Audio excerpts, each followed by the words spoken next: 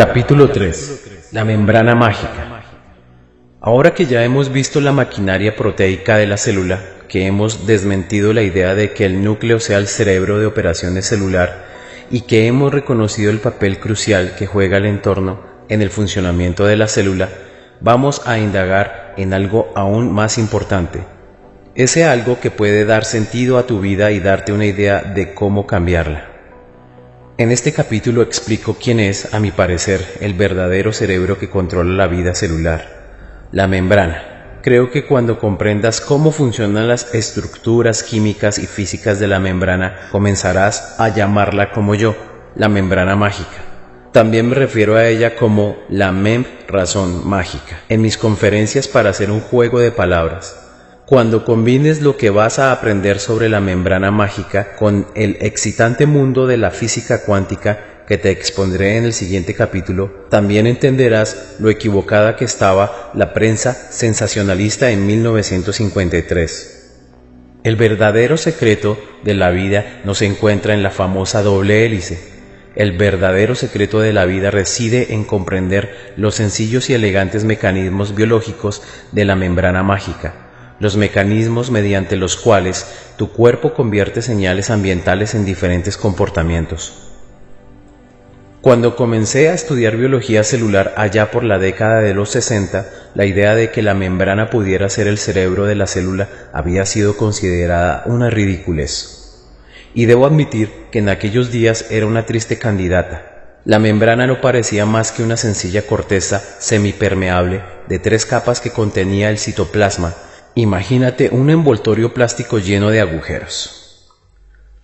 Una de las razones por la cual los científicos han infravalorado la membrana es que es muy fina. Las membranas solo tienen 7 millonésimas partes de un milímetro de grosor. De hecho, son tan finas que solo pueden verse con el microscopio electrónico, que fue desarrollado después de la Segunda Guerra Mundial. Así pues, no fue hasta la década de los 50 cuando los biólogos pudieron llegar a confirmar la existencia de la membrana. Hasta ese momento, muchos biólogos creían que el citoplasma celular se mantenía unido porque tenía una consistencia parecida a la de la gelatina. Con la ayuda de los microscopios electrónicos, los biólogos descubrieron que todas las células vivas tienen membrana y que todas las membranas celulares comparten una sencilla estructura de 3 capas.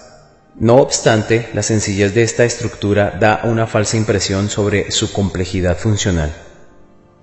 Los biólogos celulares descubrieron muchas de las asombrosas capacidades de la membrana estudiando a los organismos más primitivos de este planeta, los procariotas o procariontes. Estos son organismos cuyo ácido desoxirribonucleico no está confinado en el interior del núcleo, sino extendido en el citoplasma. Los procariotas, entre los que se incluyen las bacterias y otros microbios, están compuestos únicamente por una membrana celular que envuelve una gotita de citoplasma denso. Aunque estos organismos representan la vida en su forma más primitiva, tienen una misión, un propósito. Una bacteria no se pasea por el mundo como la bola de una máquina de pinball. Una bacteria lleva a cabo los procesos fisiológicos básicos de la vida, al igual que las células más complejas. Una bacteria come, digiere, respira, excreta los desperdicios e incluso muestra ciertos procesos neurológicos. Pueden percibir dónde se encuentra el alimento e impulsarse hacia ese lugar. De forma similar puede reconocer toxinas y depredadores y utilizar maniobras de evasión para salvar la vida. En otras palabras, los procariotas demuestran inteligencia. Así pues, ¿cuál de las estructuras de la célula procariota es la que confiere la inteligencia? El citoplasma procariota no muestra orgánulos evidentes que se encuentren en las células eucariotas más avanzadas, tales como el núcleo o las mitocondrias. La única estructura celular organizada que puede ser considerada como candidato a cerebro de la célula procariota es la membrana. Pan con mantequilla, aceitunas y pimientos. Cuando me di cuenta que la membrana estaba presente en todas las formas de vida inteligente, concentré mi atención en comprender su estructura y su función. Se me ocurrió utilizar un manjar gastronómico, es broma, para ilustrar la estructura básica de la membrana. El manjar consiste en un sándwich de pan y mantequilla. Para refinar la analogía le añadí aceitunas. En realidad, mi ilustrativo sándwich tiene dos tipos de aceitunas, una sin hueso y otras rellenas de pimientos. No suspires, comilón. En las ocasiones en las que he sacado este sándwich durante las conferencias, muchas de las personas de la audiencia me han preguntado qué voy a hacer con él después. He aquí un sencillo experimento para mostrarte cómo funciona la membrana sándwich. Haz un sándwich con 2 rebanadas de pan de molde y mantequilla, sin aceitunas de momento. Este sándwich representa una sección de la membrana celular. Ahora echa una cucharadita de tinta encima del sándwich. Tal y como se muestra en la ilustración, la tinta se filtra a través del pan, pero se detiene al llegar a la mantequilla, ya que la sustancia grasa que hay en la mitad del sándwich es una barrera de lo más eficaz. Ahora hagamos un sándwich de mantequilla con aceitunas rellenas y aceitunas sin hueso. En esta ocasión, cuando añadimos la tinta al pan y cortamos el sándwich, vemos un resultado diferente. Cuando la tinta llega a la aceituna rellena de pimientos se detiene, del mismo modo al llegar a la mantequilla. Sin embargo, cuando llega a una aceituna sin hueso, esta actúa como un canal a través del cual la tinta puede atravesar con libertad la parte central y la rebanada inferior hasta llegar al plato. En esta analogía, el plato representa el citoplasma celular. Al penetrar en las aceitunas sin hueso, la tinta atraviesa la capa de mantequilla y alcanza el lado opuesto del sándwich, membrana. La tinta ha conseguido atravesar la formidable y grasienta barrera de la membrana. Es importante que la célula permita que ciertas moléculas atraviesen la barrera, ya que en mi analogía del sándwich, la tinta es el alimento que le permite seguir con vida.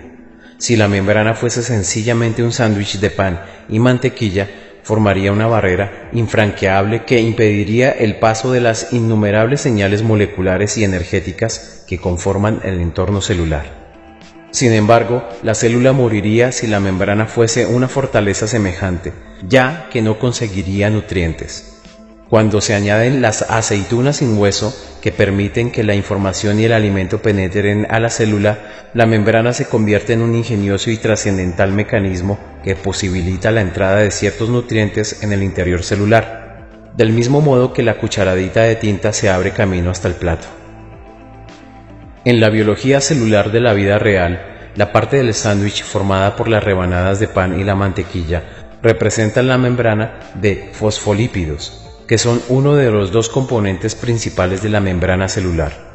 El otro componente principal son las proteínas aceituna, que explicaré más adelante. Yo llamo esquizofrénicos a los fosfolípidos porque están compuestos por moléculas polares y no polares. Puede que el hecho de que los fosfolípidos contengan tanto moléculas polares como no polares no te parezca suficiente para calificarlos como esquizofrénicos, pero te aseguro que sí lo es.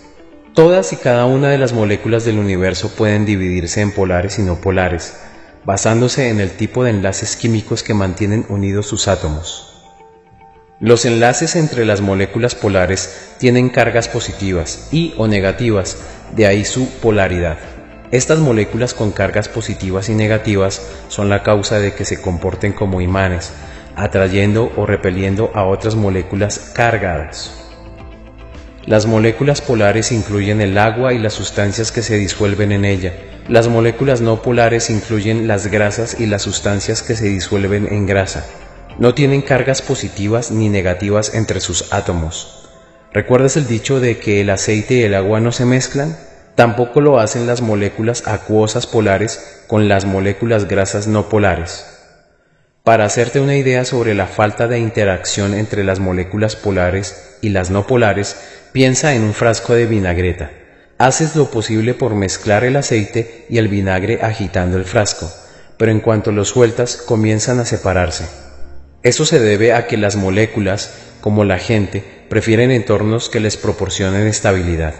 Para encontrar estabilidad, las moléculas polares, como el vinagre, buscan entornos acuosos polares y las moléculas no polares, como el aceite, buscan ambientes no polares. Las moléculas fosfolipídicas tienen regiones polares y no polares, así que les cuesta trabajo encontrar la estabilidad. La región fosfato de la molécula tiene tendencia a buscar agua, mientras que la región lipídica aborrece el agua y busca su equilibrio disolviéndose en grasa. La micrografía electrónica muestra la membrana celular en la superficie de una célula humana. La tricapa oscura, clara oscura de la membrana celular se debe a la ordenación de la barrera de las moléculas de fosfolípidos, lo que se ve en el círculo, la parte central y clara de la membrana, el equivalente a la mantequilla de nuestro sándwich, representa la zona hidrofóbica, formada por las colas de los fosfolípidos. Las capas oscuras que rodean la parte central, el equivalente a nuestras rebanadas de pan, representan las cabezas fosfato de las moléculas fosfolípidos que son hidrofílicas. Volvamos a nuestro sándwich. Los fosfolípidos de membrana tienen forma de chupachus, con un palo adicional. Mira la ilustración. La parte redondeada del chupachus tiene una carga polar entre sus átomos y se corresponde con las rebanadas de pan de nuestro sándwich. La porción de la molécula que tiene dos palos es no polar y se corresponde con nuestra mantequilla. Puesto que la opción mantequilla de la membrana es no polar, no permite que moléculas cargadas positiva o negativamente la atraviesen. De hecho, el interior lipídico es un aislante eléctrico, un atributo de extraordinaria importancia en una membrana diseñada para impedir que la célula se vea abrumada por todas y cada una de las moléculas que se encuentran a su alrededor. Sin embargo, la célula no sobrevivirá si la membrana fuese equivalente a un sándwich con solo mantequilla. La mayoría de los nutrientes celulares son moléculas polares cargadas que no conseguirán atravesar la formidable barrera hidrofóbica lipídica. Del mismo modo, tampoco podría eliminar los productos de desecho. Proteínas integrales de membrana. Las aceitunas de nuestro sándwich son zonas verdaderamente ingeniosas de la membrana. Estas proteínas permiten que los nutrientes, los materiales de desecho y otras formas de información sean transportadas a través de la membrana. Las proteínas aceituna no dejan que cualquier molécula deteriorada se adentre en la célula, únicamente permiten el paso de las moléculas necesarias para el funcionamiento adecuado del citoplasma. En mi sándwich, las aceitunas representan a las proteínas integrales de membrana, PIM. Estas proteínas se incrustan en la capa mantequilla de la membrana del mismo modo que yo he incrustado las aceitunas en la ilustración. ¿Cómo consiguen las PIM incrustarse en la mantequilla? Recuerda que las proteínas están compuestas por un esqueleto lineal formado por aminoácidos enlazados. De los 20 tipos de aminoácidos diferentes, algunos son moléculas polares hidrofílicas y otros moléculas no polares hidrofóbicas. Cuando una región del esqueleto de una proteína está formada por aminoácidos hidrofóbicos, ese segmento de la proteína busca estabilidad en un ambiente lipófilo, como el núcleo lipídico de la membrana. Mira la flecha de la figura de abajo. Así es como las partes hidrofóbicas de la proteína se integran en la capa central de la membrana. Puesto que algunas regiones del esqueleto proteico están formadas por aminoácidos polares y otras por aminoácidos no polares, la hebra proteica se cose dentro y fuera del sándwich de pan y mantequilla. Hay un montón de PIM con muchos y variados nombres, pero pueden subdividirse en dos tipos funcionales. Por un lado están las proteínas receptoras o receptores y por otro lado las proteínas efectoras. Las receptoras son los órganos sensoriales de la célula, el equivalente a nuestros ojos, nuestros oídos, nuestra nariz, nuestras papilas gustativas, etc. Las proteínas receptoras funcionan como nanoantenas moleculares sintonizadas con señales específicas del medio extracelular. Algunas de estas proteínas se extienden en la superficie interna de la membrana para captar el ambiente del citoplasma. Otras, en cambio, se extienden en la superficie exterior de la membrana a fin de captar las señales externas. Al igual que otras proteínas de las que hemos hablado antes, las proteínas receptoras tienen una conformación activa y otra inactiva, y cambian de una a otra cuando se alteran sus cargas eléctricas. Cuando una proteína receptora se une a una señal del medio extracelular, se produce una alteración en su carga eléctrica que origina un cambio de forma en su esqueleto proteico, con lo que dicha proteína adopta su conformación activa. Las células poseen una única proteína receptora sintonizada con cada señal medioambiental que precisa interpretar. Algunas proteínas receptoras responden a señales físicas. Los receptores estrogénicos, que están especialmente diseñados para complementarse en forma y en distribución de cargas con la molécula de estrógeno, son un ejemplo. Cuando el estrógeno se encuentra en las inmediaciones de la proteína receptora, ésta se une a él con tanta firmeza como lo haría un imán a un clip. Una vez que el receptor estrogénico y la molécula de estrógeno se encajan como una llave en su cerradura, la carga electromagnética de la proteína cambia y el receptor adopta su conformación activa. De forma similar, los receptores de histamina se complementan con las moléculas de histamina, los de insulina con las moléculas de insulina, etc. Los receptores antena también pueden percibir campos de energía ondulatoria, como la luz y las frecuencias de radio. Las antenas de estos receptores de energía vibran como diapasones. Si la energía ondulatoria del entorno se encuentra en un receptor antena, alterará la carga proteica y ocasionará un cambio de forma en la proteína receptora. Explicaré esto de una forma más detallada en el capítulo siguiente, pero ahora me gustaría señalar que, puesto que los receptores pueden percibir campos de energía, la idea de que tan solo las moléculas físicas pueden tener efectos sobre la fisiología celular está desfasada. El comportamiento biológico puede ser controlado por fuerzas invisibles, entre las que se incluyen los pensamientos, y también por moléculas físicas como la penicilina, un hecho que apoya científicamente la medicina basada en la energía que no utiliza fármacos.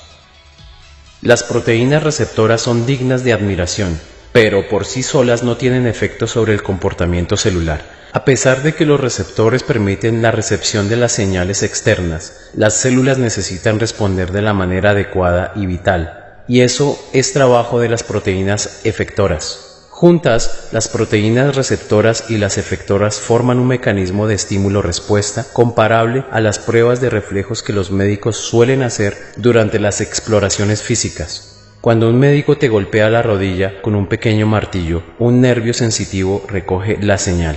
Ese nervio sensitivo transmite de forma inmediata la información al nervio motor que se encarga de mover la pierna. Mientras que los receptores de membrana son el equivalente a los nervios sensitivos, las proteínas efectoras lo son de los nervios motores que generan la respuesta. Juntos, ambos tipos de proteínas forman el complejo receptor-efector, que actúa como un conmutador que convierte las señales extracelulares en acciones celulares. Solo en los últimos años los científicos han comprendido la importancia de las proteínas integrales de membrana. Son tan importantes, de hecho, que el estudio de las PIM se ha convertido en un campo científico llamado transducción de la señal. Los científicos que estudian la transducción de la señal se encuentran muy atareados clasificando los centenares de rutas de información compleja que existen entre el receptor de señales externas y la activación de las proteínas funcionales celulares. El estudio de la transducción de la señal ha convertido la membrana en el foco de atención, de la misma manera que el campo de la epigenética da relevancia al papel de las proteínas cromosómicas. Hay distintos tipos de proteínas efectoras que regulan el comportamiento celular, ya que existen trabajos que es necesario realizar para que la célula funcione correctamente. Las proteínas transportadoras, por ejemplo, forman una extensa familia de proteínas canal que permiten el paso de moléculas e información de un lado a otro de la barrera de la membrana celular. Y esto vuelve a sacar a colación las aceitunas rellenas de pimientos que colocamos en nuestro sándwich. Muchas de las proteínas canal tienen forma esférica, muy parecida a la de las aceitunas rellenas de la ilustración. Mira la ilustración de la página 106. Cuando se altera la carga eléctrica de una proteína, esta cambia de forma y crea un canal en su interior. Las proteínas canal son en realidad dos aceitunas en una, en función de su carga eléctrica. En el modo activo, su estructura se parece a la de una aceituna sin hueso, con un agujero abierto. En el modo inactivo, se asemeja a una aceituna rellena que permanece cerrada al medio extracelular. La actividad de uno de estos tipos específicos de canales, la proteína ATP-ASA de sodio y potasio, también conocida como bomba de sodio y potasio, merece una mención especial. Cada célula tiene millares de estos canales a lo largo de su membrana. En conjunto, su actividad consume casi la mitad de la energía que produce nuestro cuerpo al día. Estos canales se abren y se cierran con tanta frecuencia que parecen las puertas giratorias de los grandes supermercados durante los días de rebajas. Cada vez que el canal cambia de forma, saca 3 átomos de sodio con carga positiva del citoplasma e introduce en el interior de la célula 2 átomos de potasio con carga positiva procedentes del medio extracelular. La ATPasa de sodio y potasio no solo consume un montón de energía, sino que también la produce. Del mismo modo que las pilas proporcionan energía a la Game Boy, a menos que tus hijos las gasten. En realidad, la producción de energía de la ATPasa de sodio y potasio es mucho mejor que la de las pilas que gastan tus hijos, ya que convierte la célula en una pila biológica recargable. He aquí el modo en que la ATPasa de sodio y potasio lo consigue. Cada giro de la proteína canal saca más carga positiva al exterior de la que introduce en el citoplasma, y en cada célula hay miles de proteínas como esta. Puesto que la ATPasa de sodio y potasio gira cientos de veces por segundo, el interior celular tiene carga negativa, mientras que el exterior positiva. La carga negativa del interior celular se denomina potencial de membrana. Claro está que los lípidos, la porción de mantequilla de la membrana de nuestro ejemplo, no permiten que los átomos cargados atraviesen la barrera, así que la carga del interior permanece negativa. Las cargas positivas del medio extracelular y las negativas del interior convierten a la célula en una pila biológica autorrecargable. Otro tipo de proteínas efectoras, las proteínas del citoesqueleto o citoesqueléticas, regulan la forma y la motilidad de la célula. Una tercera variedad, llamadas enzimas, descomponen o sintetizan moléculas. Esa es la razón de que las enzimas se vendan en nuestros centros de alimentos naturales o comida sana como digestivos. Cuando están activas, todas y cada una de las proteínas efectoras, incluyendo las proteínas canal, las citoesqueléticas y las proteínas enzimáticas o sus productos, también pueden ejercer como señales que activan genes. Estas PIM o sus productos biológicos producen señales que controlan la unión entre los cromosomas y las proteínas reguladoras que forman la manga que recubre el ADN. A diferencia de lo que se creía antes, los genes no controlan su propia actividad. Son las proteínas efectoras de membrana que operan en respuesta a las señales del entorno captadas por los receptores de membrana, las que de verdad regulan la lectura de los genes a fin de que las proteínas deterioradas por el uso puedan ser reemplazadas o se puedan crear nuevas proteínas. ¿Cómo funciona el cerebro? En cuanto aprendí cómo funcionan las PIM, llegué a la conclusión de que las funciones celulares son generadas principalmente por la interacción de la célula como el entorno, y no por su código genético. No hay duda de que los patrones de ADN almacenados en el núcleo son moléculas importantes que se han ido acumulando a lo largo de 3.000 millones de años de evolución. Pero por importantes que sean, no controlan las operaciones celulares. Como es lógico, los genes no pueden programar con antelación una célula o un organismo vivo, ya que la supervivencia de la célula depende de su capacidad para adaptarse de forma dinámica a un entorno que cambia continuamente. La función de la membrana de interactuar de forma inteligente con su entorno para generar una respuesta la convierte en el verdadero cerebro de la célula. Hagámosle a la membrana la misma prueba cerebral que le hicimos al núcleo. Cuando se destruye la membrana, la célula muere del mismo modo que lo harías tú si te quitaran el cerebro.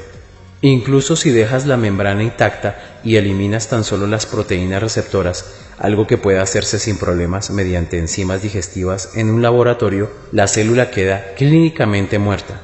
Entra en coma porque ya no recibe las señales exteriores que necesita para funcionar. También entra en coma si se dejan intactas las proteínas receptoras y se eliminan las efectoras. Para mostrar un comportamiento inteligente, las células precisan que la membrana funcione y que sus proteínas, tanto las receptoras, las que perciben estímulos, como las efectoras, las que llevan a cabo la respuesta, estén intactas. Los complejos proteicos son las unidades fundamentales de la inteligencia celular. Desde un punto de vista técnico, podrían llamarse unidades de percepción. La definición de percepción es la siguiente: Apreciación de los elementos del entorno mediante sensaciones físicas. La primera parte de la definición describe la función de las PIM receptoras. La segunda parte, la que hace referencia a las sensaciones físicas, resume el papel de las proteínas efectoras. Al examinar estas unidades básicas de percepción, hemos realizado un profundo ejercicio reduccionista que ha llevado a la célula hasta sus principios básicos. A este respecto, es importante señalar que en un momento dado se producen cientos de miles de estos cambios en la membrana celular. En consecuencia, el comportamiento de la célula no puede determinarse examinando cada cambio individual. El comportamiento celular solo puede entenderse cuando se consideran todos esos cambios en su conjunto. Y es este estudio holístico, que no reduccionista, el que desarrollaré en el capítulo siguiente. Desde el punto de vista celular, la historia de la evolución es en gran parte la historia de la optimización del número de unidades básicas de inteligencia, las proteínas receptoras y efectoras de la membrana. Las células se volvieron más inteligentes utilizando la superficie externa de la membrana de un modo más eficiente e incrementando la superficie de la membrana para poder incluir más PIM.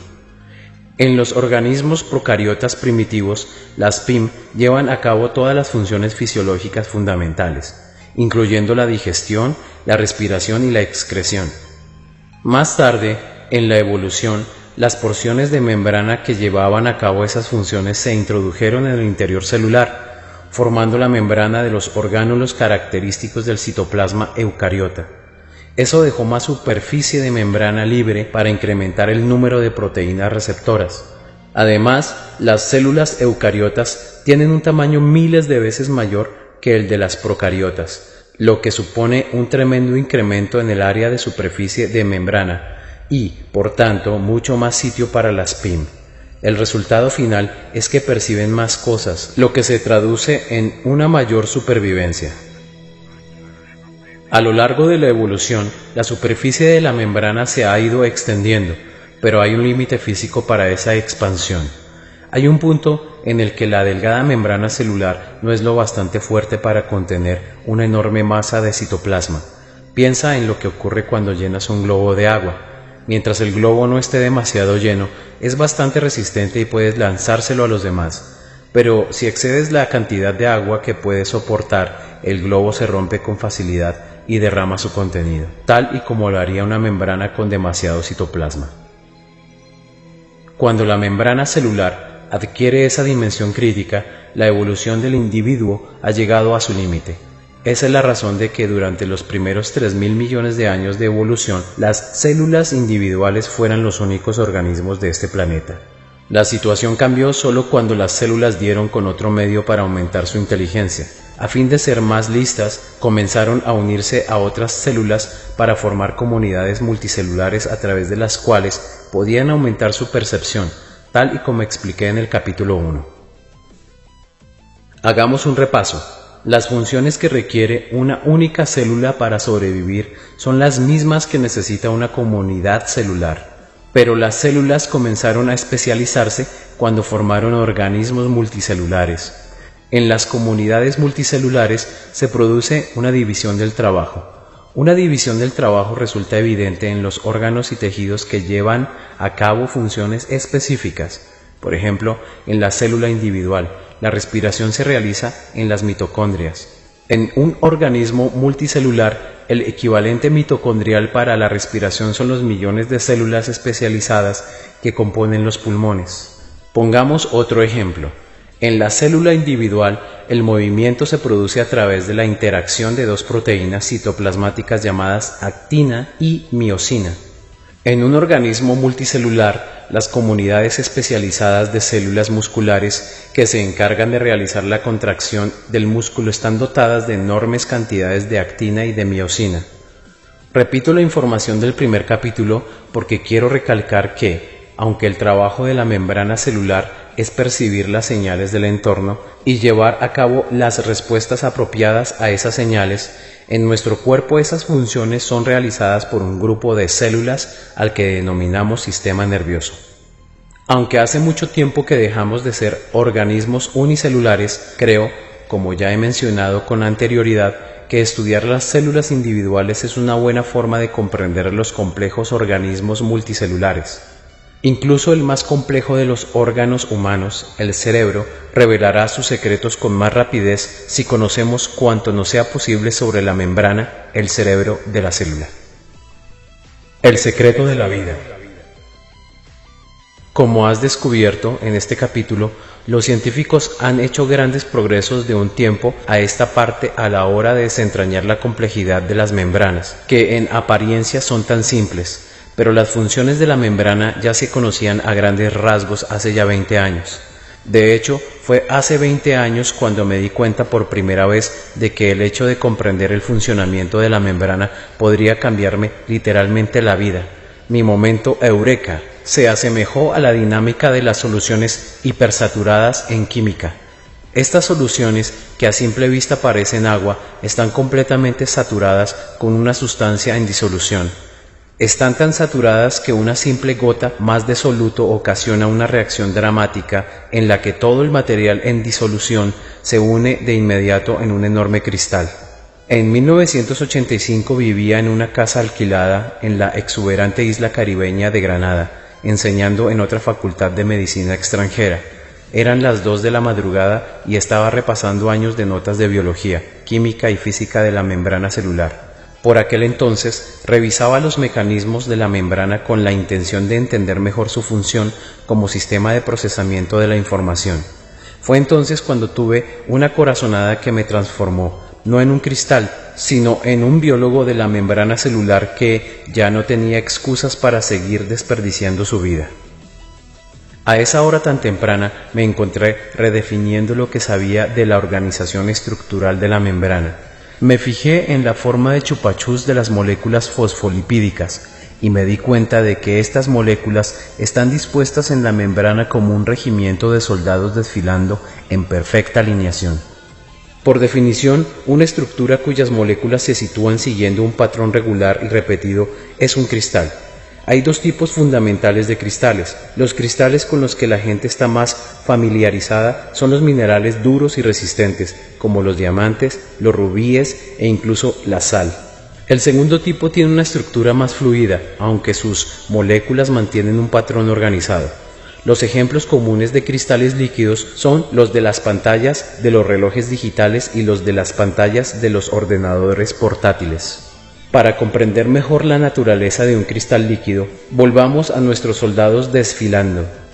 Cuando los soldados del desfile doblan una esquina, mantienen su estructura de regimiento, incluso aunque se muevan individualmente. Se comportan como un líquido, aunque no pierden su organización cristalina. Los fosfolípidos de la membrana se comportan de una forma similar. Su organización de cristal líquido permite a la membrana alterar su forma de manera dinámica sin perder su integridad, una propiedad necesaria para la función de barrera.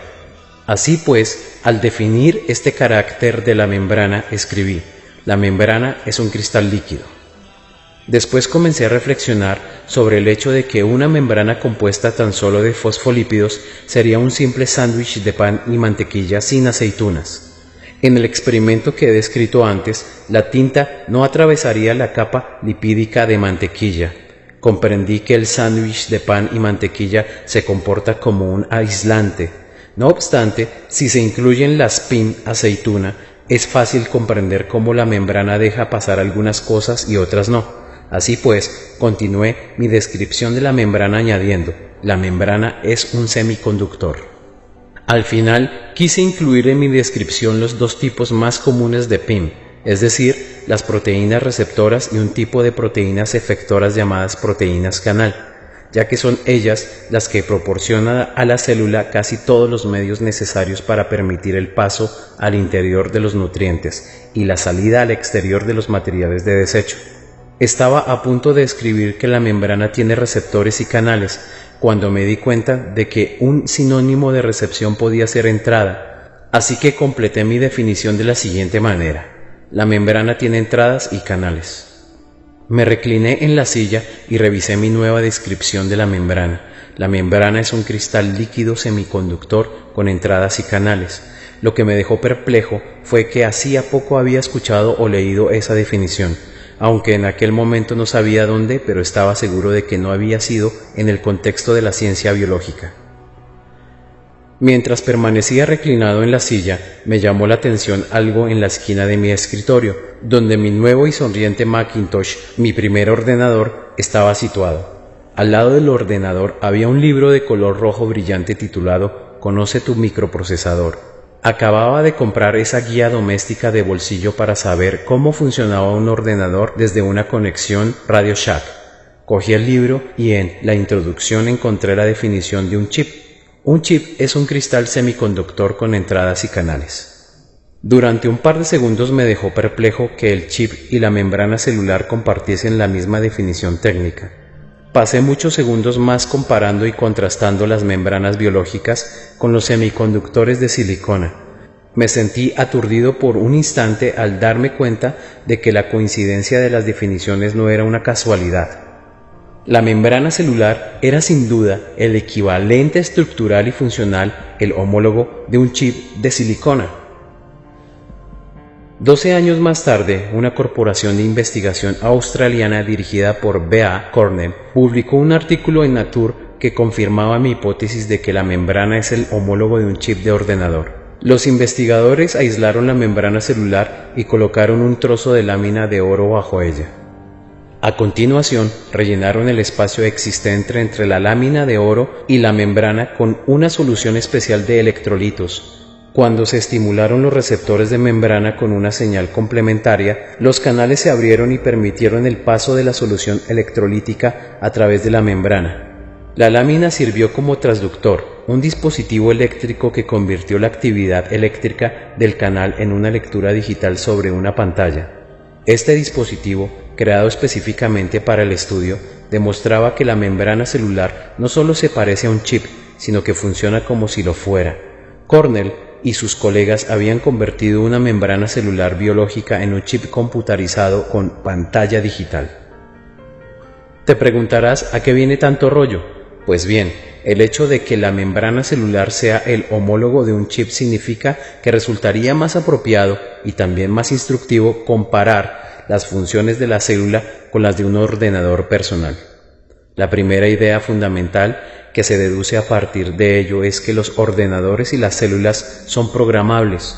La segunda es que el programador se encuentra fuera del ordenador y también de la célula. La actividad biológica y genética está dinámicamente relacionada con la información procedente del entorno, que es lo que se descarga al interior de la célula. Cuando me imaginé una biocomputadora, supe que el núcleo no es más que un disco de memoria, una unidad de disco duro que contiene la programación de ADN que codifica para la producción de proteínas. Llamémoslo disco de memoria de la doble hélice. En tu ordenador puedes insertar un disco de memoria que contenga un enorme número de programas especializados, como por ejemplo un procesador de textos, de gráficos y de hojas de cálculo. Una vez que descargas el programa a la memoria activa, puedes retirar el disco del ordenador sin alterar el funcionamiento del programa.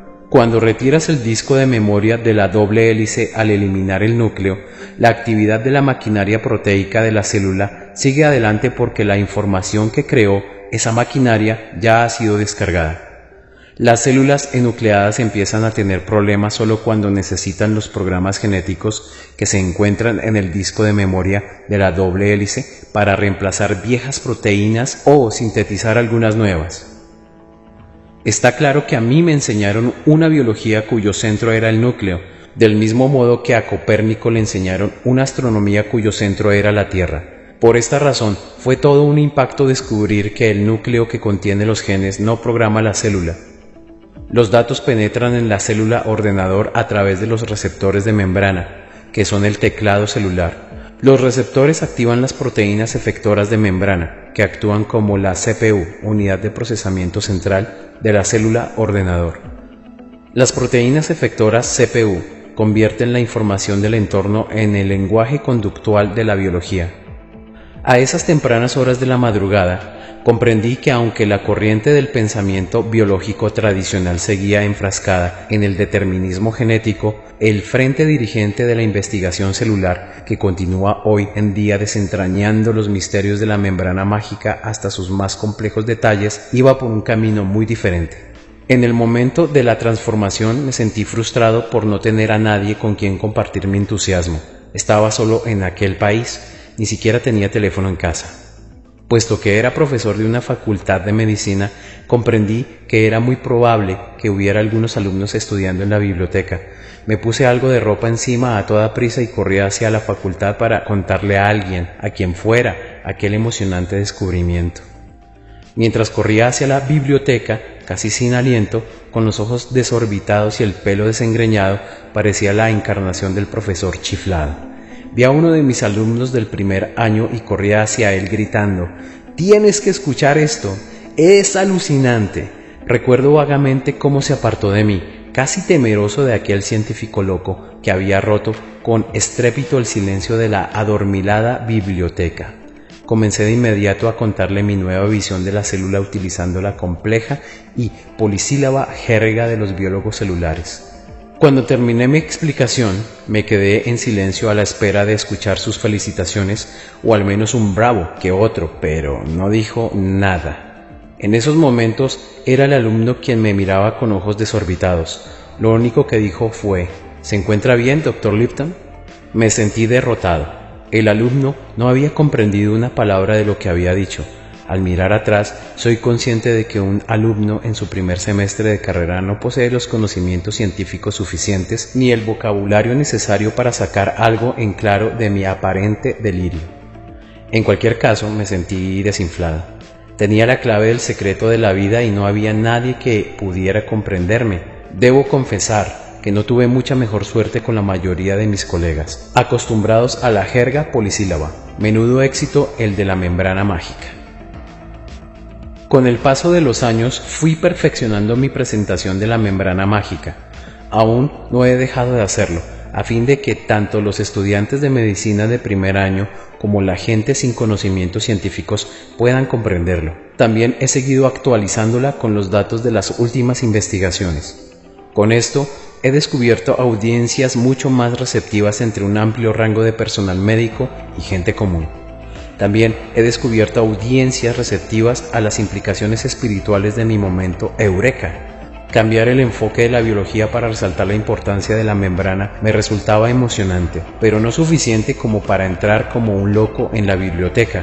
Ese momento en el Caribe no solo me transformó en un biólogo centrado en la membrana, también me transformó de un científico agnóstico a un místico convencido que cree en la vida eterna más allá de la muerte física. Explicaré la parte espiritual de la historia en el epílogo. Por el momento, permite que repita las enseñanzas de la membrana mágica, que deja el control de nuestras vidas no en manos de una azarosa concepción genética, sino en las nuestras.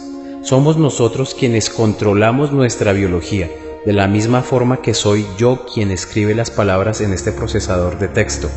Somos capaces de editar los datos que introducimos en nuestras biocomputadoras, al igual que yo elijo las palabras que tecleo. Una vez que comprendamos cómo las PIN regulan la biología, nos convertimos en amos y señores de nuestro destino, y no en víctimas de nuestros genes.